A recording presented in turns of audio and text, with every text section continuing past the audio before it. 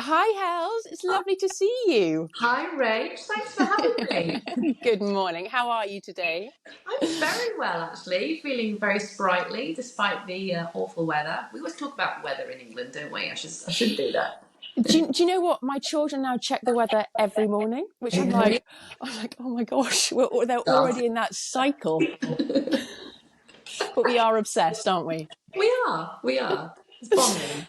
Absolutely. Well, today we're not going to talk about the weather. No. You are here very kindly to be one of my very first guests on my new, as of yet, untitled series, where I talk to friends all about their experiences and whether it's their careers or it's things that they're living through or things that they've been through.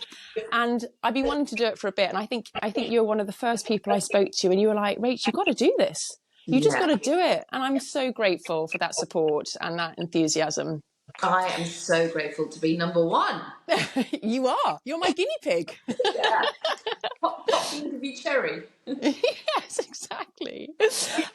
So we're here to talk, obviously, about something that you've been through, and that's your couples therapy that you're going through with your husband, Matt, at the minute. Yeah.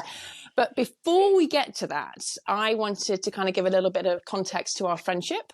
And then we'll go on to talk about, like I said, what you and Matt are going through. So, Hels, I was working this out the other day. We've known each other for over 30 years because we obviously met at school, which makes me feel incredibly old. You're aging me at the moment because I like to tell people that I'm 30, so you just outed me. That's amazing. It is amazing, isn't it? And although it makes me kind of feel old, when you say to the children about a teacher and they're like, yeah, they're really old, mummy. And I'm like, well, how old are they? Yeah. They literally say like 28. And I'm like, Yeah. that's not old. That's incredibly young. But yes, I think with age obviously comes experience and friendship and all these kind of closer friends that you have. So we met at school, and although you were in the year above, we've always had a really close connection. And I don't know how that was, because we didn't really hang out with each other's friends. It was like we just bonded over something at school. And I don't know whether you have any memories of what we did at school together. No, I have memories of us sitting on the stairs in the hall, a lot of evenings just chatting, and I don't know. Yeah. We just sort of, I was just very drawn to you, and I have no idea. People ask me, how did you guys, were you family friends? But some people in life you're just sort of drawn to, and you don't know why, and you've been a friend ever since. So exactly. I have the same kind of memories, and kind of on the sports pitches as well. But I did have a chuckle to myself the other day, because you know how the weirdest things kind of come up in your mind, like, oh my gosh, that's what happened. And I remember we were talking and you said, Rach, I've really hurt myself. And I was like, what have you done? And you said, I've shaved my legs, but I haven't used any soap or water. And so you've literally just grated away the skin on your calf. And for some reason, I really remember that. Oh my goodness. I was always very smart at school. I don't know. Yes, exactly. So that's a memory. That's a memory from 30 years ago. Thanks, Dad. Anyway, so today, like I said, we're going to be talking about couples therapy. So I want to kind of give some background to why you and Matt are now doing that. And so after school, we kind of went our separate ways, didn't we? I stayed very much in the UK, and you traveled. You went to Australia and then America. And so can you give us kind of some background to that and why you've ended up kind of where you are today? Yeah. So I went traveling to Australia and did what the classic English traveller does. I stayed there. And I just fell in love with the country. And then I met my now husband, Matt. We stayed there for a little bit longer, but then we did come back to the UK for a little while, had our daughter, Gracie, and then we went and lived in America. So we were moving with his work. Yeah. And in America, we had my son. And then from there, we moved back to Australia. And now, because it was sort of my turn to hang out with my family a little bit, we made the move back about 18 months ago to be with my family. How was that? Australia is obviously the other side of the world. So obviously you're with someone that you love, but also what was it like having such small children being miles away? What kind of pressure did that put on you as a person, but also as like a family unit? It was a lot because when we were living in America, we had absolutely no one. Of course. And it's a lot of pressure because you don't have, as a couple, any downtime together unless you're paying through the roof for babysitters or nannies, which we didn't. And so we ended up having no time for each other at all. So all energy went into the children, and then basically we just fell asleep at 7. And so slowly over the years, we started to just lose the ability to communicate. So it wasn't just one event, it was just slowly over about 3 years. It just sort of we got to a point where we had stopped communicating well. And isn't it interesting, like you say, it's not necessarily kind of big moments and you look back and you think, I can't stand this person, or there's a major problem. It just kind of taps away, doesn't it? Just little things happen. And I think with exhaustion as well, you're like, I can't be bothered. Can't be bothered to sort that out, or whatever it is. And so this kind of, I think, leads really nicely into, like you say, couples therapy. And I've always been fascinated by it. I think bar you and Matt, there's one other friend of mine that is open about having couples therapy. But is there a stigma attached? I don't know whether people talk about it. I think there is still. I think therapy for individuals now is much more mainstream, much more accepted. But I think couples therapy, there's still that that sense that the marriage is in trouble if you go to couples therapy. And that's not the case for us at all. We wanted to get back to where we were before, and just, we want to stay together for the rest of our lives. And so in order to do that, we need to really work on our marriage. So I think that there is, but the more I sort of talk to people about it, more people come out going, oh yeah, we see a therapist. You're like, wow, okay. So more people are talking about it. I'm hoping the more mainstream it will come. It's so interesting what you just said. It's not as if your marriage was falling apart. It was the fact that you wanted to not maintain, but you wanted to go back to where you were before. You weren't getting divorced. You weren't at the end of it. It was like, we've just got to move back a few steps to recapture what we've got so that we can move forward. And that's really interesting. I think people maybe assume that you only go to couples therapy, like you said, when you're in trouble. When you're at the end, you're like, I can't be with this person anymore. But actually, it's not. It's about rekindling and reconnecting. Totally, absolutely.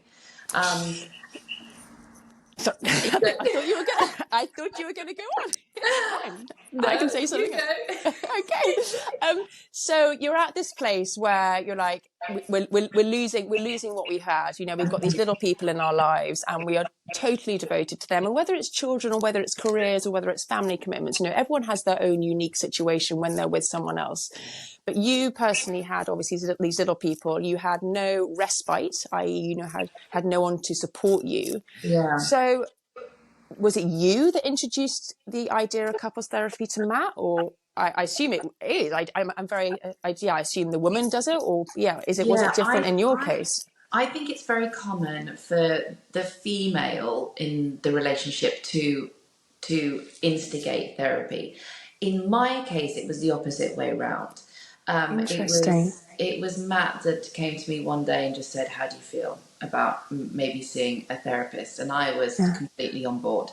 But I think that there's this fear of going to the partner and saying it, because you're sort of admitting that you're not happy, or you're admitting that something is not right. So just taking that first step is often, the hardest. But if you're really not happy in your marriage, it's pretty likely that the other person isn't having the best time either. And so it's just having the confidence to say to, the other person, would you be willing just to get someone to help us a little bit? Completely. So Matt came to you, and you're absolutely right. That's stereotypical in a heterosexual relationship. You think it is going to be the female that brings up the topic. If it was at the other side and you said to Matt, would we do this? How do you think he would have reacted? I would have been worried that he would be panicking that I was like on the edge of divorce. And I think, but to give him credit, I don't think he would have. I think he would have been like, yeah, I'm willing to do anything. And that's the thing, we love each other very much. And so we're willing to make the effort, to make it work. And Completely. it's nerve wracking because you suddenly think, oh my God, we're going to go and talk to a complete stranger about our lives. But, we were both miserable. What we were doing on our own was not working. Yeah. And so, therefore, it's, you sort of surrender to it. Yeah. Okay, so you're at this place, Hels. You're both on the same page in terms of we need external help. Where do you go from there? Recommendations, or how do you go about finding that person to talk to? Yeah, so recommendations is a really good idea, but that it's only if you're sort of willing to talk to other people and admit True. that you want to go. So if you're not comfortable yet talking to other people about it, then what he did, he just typed into Google couple therapists near me. It's The very, power of Google. exactly the power of Google. And there was a platform that came up that had, a list of therapists that were sort of in our area. Okay. Nowadays, so much is done on Zoom. We saw her in person for quite a few months, and then now, because we've moved out of the area, we actually speak to her on Zoom. But Okay. there would be there's loads more available to you if you're happy to do it on Zoom. Yeah. And the other thing with that is you sort of go with the gut, which is, you feel it's a bit risky, but you've really got to try and remember that it's not one size fits all. So not every therapist is going to work for every couple. And you have to be accepting of the fact that maybe the first one is not the right one for you. And it's just going, okay, Yeah. that wasn't great, because both of you have to be comfortable with the person. Yeah. And if one of you's like, I don't like that person, they're one-sided, I feel like they're always having a go at me, you kind of need to keep looking. And it's just making sure that you do keep looking. Like, once you're in the momentum of finding therapists, make sure you keep going, even if, the first couple are not right for you. That's so helpful, because the inclination is just to give up, isn't it? To kind of think Yeah. that this isn't going Or to it's not work. for us. Yeah, completely. But it's remembering why you're wanting to do it in the first place. Yeah, totally. So you've been lucky. You've managed to find kind of the right woman for you Yeah. guys. So the first thing that comes to kind of mind when I think about couples therapy is, isn't it just awkward? You're either in a room together or you're now doing it on Zoom, and you're saying things that maybe you thought you could never vocalize. And doesn't that make it awkward for the other person to hear or for you to say? Yeah. So I was so nervous when I first went, because I thought, God, I'm not going to have the confidence, Yeah, or, I'm not going to want to say the things that are really on my mind, because I'm scared I'm going to hurt him, or he's going to be angry. And then in the car, it's just going to be mega awkward. yes, Like, I exactly. mean, so, but then before I went in, a friend said to me, a good therapist will get you to a place of harmony before you leave the room, so it's not awkward. Okay. And it really isn't. And for me, which was such a surprise, I had this overwhelming feeling of love towards him when he was sitting in the chair and being so vulnerable and telling me Yeah. his side of the story. And I just, it brought back that real sort of deep love, or reignited, or I don't know what the right word is, but, Yeah. and it just made me love him so much more, that he was there and he was vulnerable, and, he was making the effort, really. But I mean, it is nerve wracking to say things, but the therapist is a really beautiful way of bringing that out. And so the first sessions, it was really her getting to know us. Because Okay. often she will draw on things that might have happened in your childhood, and link them to how you're reacting to things Interesting. in Interesting. in the present moment. And so she wants, they say she, that's because it's familiar to me, but they want to get very familiar with both of you, Yeah. so it kind of helps have a bit more of an understanding of where we are now. I think it's so important to get that holistic view, isn't it, of what, like you Yeah. say, has been happening in the past. What have you found most challenging then, when you've had the session or post session? What have you really had to work at? Um, well, really, I find it because I'm so scared of hurting him. You know, I Mm, can't bear the thought of him being sad and it's caused by me. And mm, so sometimes when there's things that are on my mind that I really need to get off my chest, I get nervous about saying them. But but then when you're in the room, it's such a it's such a calm, open space, and I know that he will receive it well and much better in that environment than if we were at home. And it's the same for me. You know, he can. If he tells me to close the cupboards because I leave the cupboards open, I might go, "Well, stop leaving your towels on the floor." But then when you're in the space, he'll say, I just find it really frustrating when you're leaving all of the cupboards open. This is a silly mm. example. It is a thing, but it's a silly example. Um, and and I kind of find myself going, okay, I totally accept that. I'll try and be better. You know, it's the nerves for me is worrying about bringing something up, but then Yeah. once I'm in the moment, it's not. It goes. It doesn't feel like that anymore. And Um, I suppose when you're with them, with the therapist, kind of in that space, whether it's online or in the room as well, yeah, they're talking you through it and they give you that confidence. But do they then give you the tools to do that at home or in a more personal setting? Because it's all very well doing it when someone is there.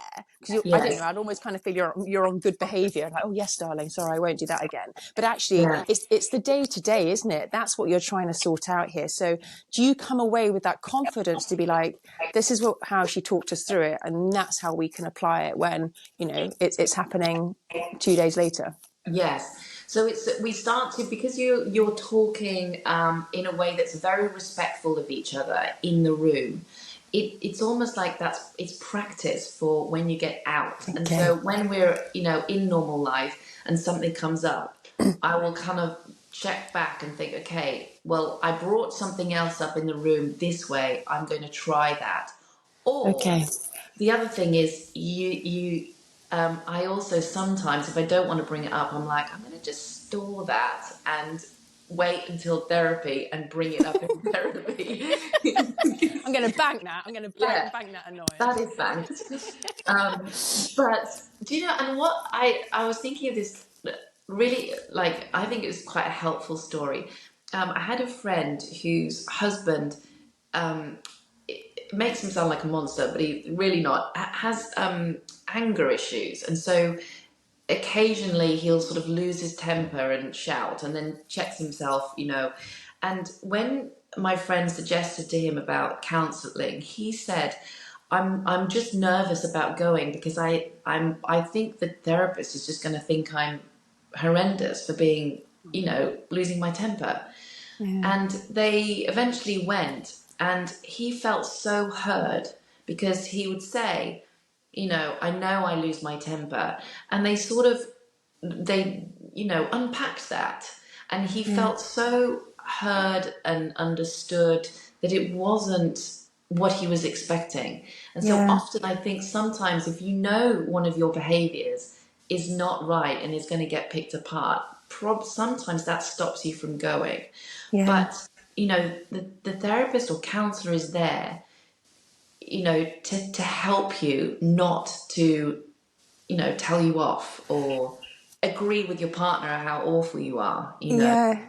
It's that offer that kind of that support, isn't it? Yeah, And I totally. think I think going back to what you were saying at the beginning, the biggest step is realizing there's something that needs to be fixed. Yes. And yes, we all want to hide from our insecurities or the parts of ourselves that we don't like. But the only way that you're going to be able to get through that is actually admitting them or being honest with yourself to begin with, isn't it? Yes, totally. Totally. I mean, Yeah. that it's not me kind of thing. I mean, Yeah. it probably is if it's. Yeah. So you and Matt, just to kind of go back to kind of the frequency of then kind of seeing a counsellor. So were you and Matt seeing someone every week? Are you still seeing someone every week? Where are you now in terms of that journey? So now we are once a fortnight. We Okay. started going once a week, and then Yeah. when we started to, you know, get ourselves into a better place, we started going once every 2 weeks. And then Our Lady had a break over summer. By the end of summer, we were like, should we? She sent us an email going, "Hi guys, I'm back. Do you want to book in?" You're like, both of us, yes, please. On speed dial. Get us booked in.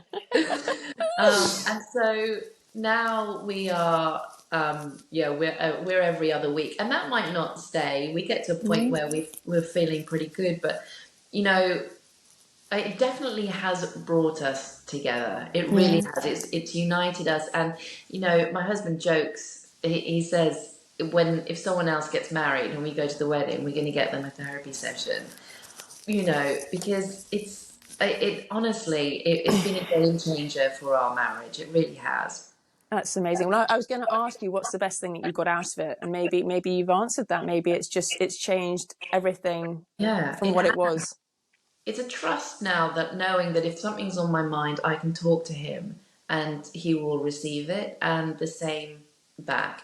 And also situations that I had been that were in my mind that had happened, and I had built them up, and I was still holding on to it, and I was angry, and that came out in a session, and I then heard his side of that story. Yeah. And I was like, oh my God. So in my rage and anger, I had just like blocked whatever he was feeling. Yeah. You know, in my mind, I was right. What you did was bad. And then when I heard his side of the story, I was like, wow, okay, that makes so much sense. And it's you know, forcing you to listen to your partner. Yeah. Yeah, I so think, that was a game changer for me. do you know, I think that's what it is, Helen. It's listening. You know, it's and it's being heard, isn't it? It's Yes. as the partner listening and the person who is speaking to be heard. And if you can get that kind of mutual respect and understanding, Yeah. then you know it can be make all the difference, can't it? Absolutely. It really. Brilliant. Well, thank you so much. A little insight into your married life. And maybe we should get Matt's side of the story next time and see how he Yeah, felt maybe we it. should. Just I said to him, "Are you all right with me talking about it?" And he goes, yeah, "Yeah, I trust you to be respectful." I was like, "Okay." bless him. And just quickly then, is he open about having it? You know, you say you talk to your Yes. friends about it. Does he openly say, you know, not kind of literally to anyone that will listen, but will it come up in conversation? You'll be like, yeah, me and Hels do it. 100%. And that's because it's worked so well for us. Yeah. And so Yeah. if we see anyone struggling, you Yeah. know, it's a suggestion always. It's not something that we're ashamed of. Proud, loud and proud. Loud and proud. What a way to finish.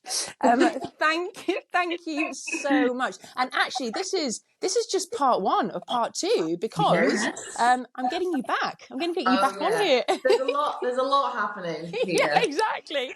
And in part two, we're going to be talking about anxiety and Yeah. how you are experiencing that and how you're living with that. So that will be part two. And I will put that link once it's live in the show notes as well, so people can hop over and hear your experiences of that. But for today, thank you so much for sharing about couple therapy. And it's a real eye opener, and it's really inspiring, you know, to have such a positive kind of narrative around a topic that can be seen very, very negative.